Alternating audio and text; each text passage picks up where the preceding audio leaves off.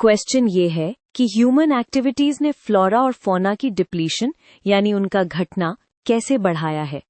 चलो इसको clear points में समझते हैं with reasons and examples type explanation. सबसे बड़ा रीजन होता है हैबिटेट लॉस। जब फॉरेस्ट्स कट होते हैं या लैंड को फार्मिंग, माइनिंग, रोड्स या सिटीज के लिए क्लियर किया जाता है तो प्लांट्स का डायरेक्ट लॉस होता है और एनिमल्स का घर भी चला जाता है। शेल्टर और फूड चेन डिस्टर्ब होती है, इसलिए पॉपुलेशन नेचुरली डाउन जाती है।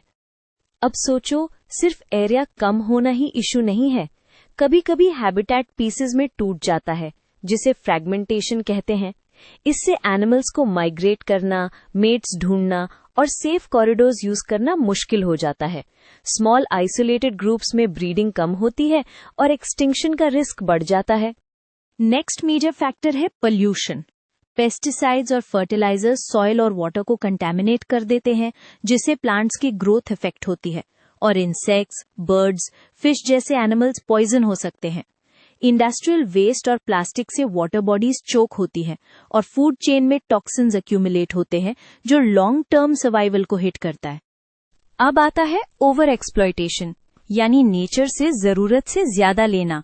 हंटिंग, पोचिंग, ओवरफिशिंग और टिम्बर एक्सट्रैक्शन से स्पीशीज रिकवर ही नहीं कर पाती। जब रिप्रोडक्शन रेट से ज्यादा हार्वेस्टिंग होती है तो पॉपुलेशन स्लाइड डाउन होती चली जाती है और कुछ स्पीशीज एंडेंजर या एक्सटिंक्ट तक हो जाती हैं।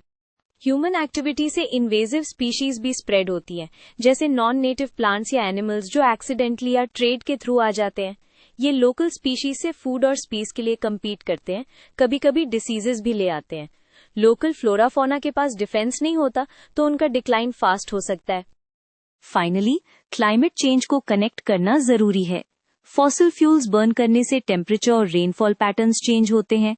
इससे flowering time, migration timing, coral bleaching, droughts और हीट स्ट्रेस बढ़ता है। मैनी स्पीशीज क्विकली अडेप्ट नहीं कर पाती, सो उनका हैबिटेट अनसूटेबल हो जाता है और नंबर्स गिरते हैं।